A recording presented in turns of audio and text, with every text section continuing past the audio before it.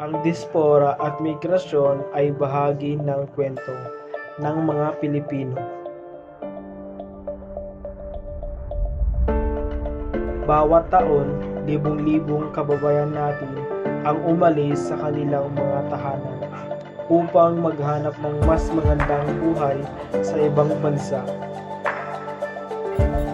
Ngunit ano nga ba ang kalagayan ng mga Pilipinong migrante nito?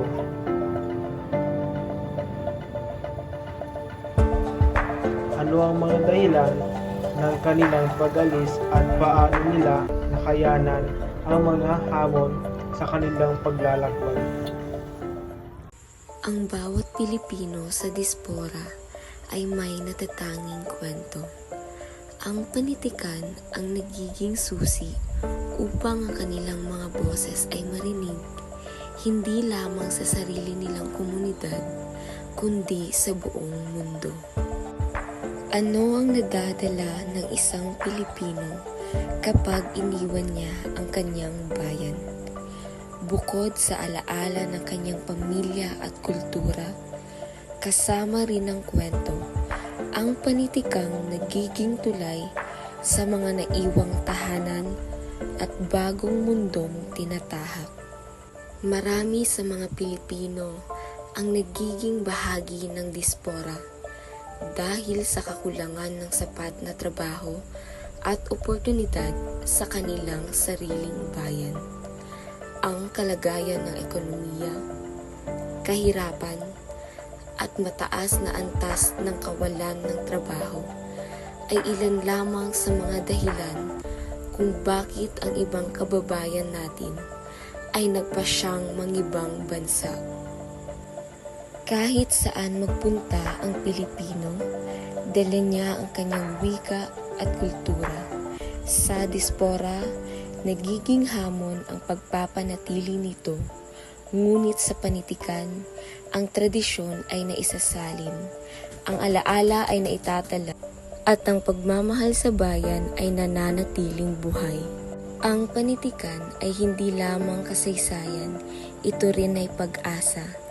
Sa bawat tula, sanaysay o nobelang isinulat ng Pilipino sa diaspora na ipapasa ang ating kasaysayan at kultura. Ang kwento ng diaspora ay kwento ng pagtitiis at tagumpay, ng paglayo at pagbabalik. Sa panitikan na itatala ang bawat hakbang ng ating paglalakbay, ito ang ating pamanang iiwan sa mga susunod na henerasyon. Ang kwento ng ating pagkakakilanlan bilang Pilipino. Ang diaspora ay nag-iiwan ng bakas sa individual, sa pamilya, at sa bayan. Sa panitikan, ang mga bakas na ito ay nagiging mahalagang bahagi ng ating kolektibong alaala, isang paalaala na kahit saan magpunta ang Pilipino, hindi siya kailanman nawawala. Ang bawat Pilipino ay may kwento ng paglalakbay, hindi lamang sa pisikal na distansya, kundi sa emosyonal at kultural na aspeto. Sa gitna ng paglayo, ang panitikan ang nagiging tulay upang manatiling buhay ang ating pagkakakilanlan. Ano ang nagbabago? Ano ang nananatili? Ito ang kwento ng diaspora. Ang paglalakbay at amo ng migration.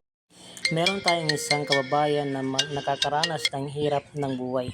Isang araw biglang may dumating na tila malaking problema sa kanya. Tol, yung utang mo. Kuya, pang project ko, wala na din ako. At dito tila binagsakan siya na mabigat na langit. Halos lahat pinapasan niya na responsibilidad para sa kanyang mga kapatid at pamilya at nagkarapa-rapa ang kanyang mga utang.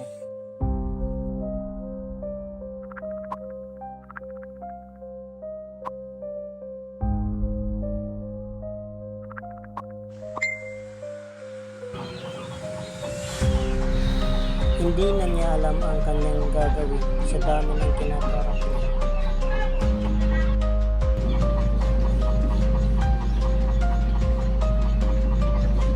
at biglang nagkaroon siya ng opportunity magkatrabaho sa Canada. Tinulungan siya ng kanyang kaibigan. Dito nagsimula, nagbago ang kanyang buhay. Nagtrabaho siya bilang electrician sa Canada.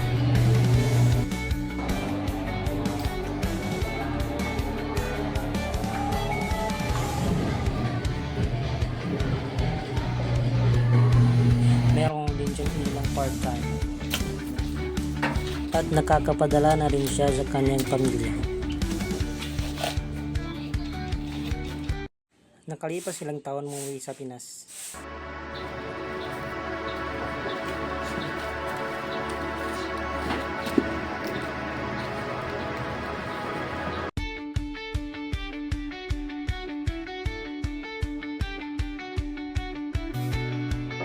Assalamualaikum. Waalaikumsalam. When Mama Baba. Ano? When Mama Baba. Ano yun?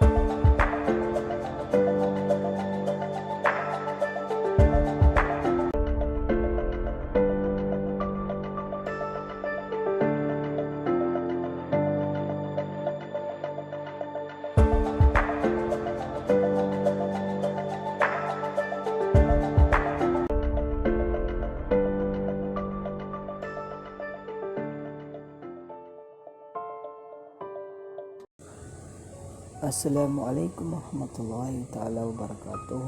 Ako po si Arman Ismail. Ang aking i-report ay tungkol sa mga dahilan ng migrasyon ng mga Pilipino. Una, tumataas na ang nito sa pamumuhay sa bansa. So nakikita naman natin sa ating bayan ay magulo. Walang mabuting trabaho na kukuha at higit sa lahat, gusto natin magkaroon ng mabuting pamumuhay. Pangalawa, kakulangan ng oportunidad na makapagtrabaho sa sariling bansa. Isa po ito sa malaking dahilan upang tayo ng ibang bansa at magkaroon ng magandang trabaho. At ang pangatlo, ang kagustuhan makapagtapos sa pag-aaral ng ating mga anak. So dahil dito, kailangan natin sakripisyo ang ating buhay sa mabuting paraan upang makatapos sa pag-aaral ng ating mga anak at higit sa lahat, mabigyan sila ng magandang buhay, or magandang kinabukasan. Yun lang po at maraming salamat. Ang migrasyon ay hindi lamang isang personal na desisyon.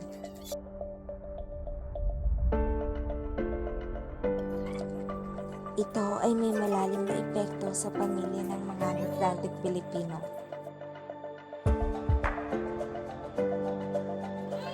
Ang mga anak na lumaki ng malayo sa kanilang mga magulang at ang mga magulang na araw-araw ay nag-aalala para sa kalagayan ng kanilang mga mahal sa buhay.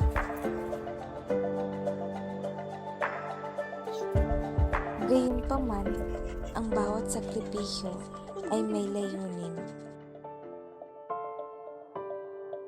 Ang magbigay ng mas magandang kinabukasan para sa pamilya. Kalagayan ng diaspora at migrasyon. Paglalakbay ng mga isang dokumentaryo mula sa ika-6 na grupo. Maraming salamat.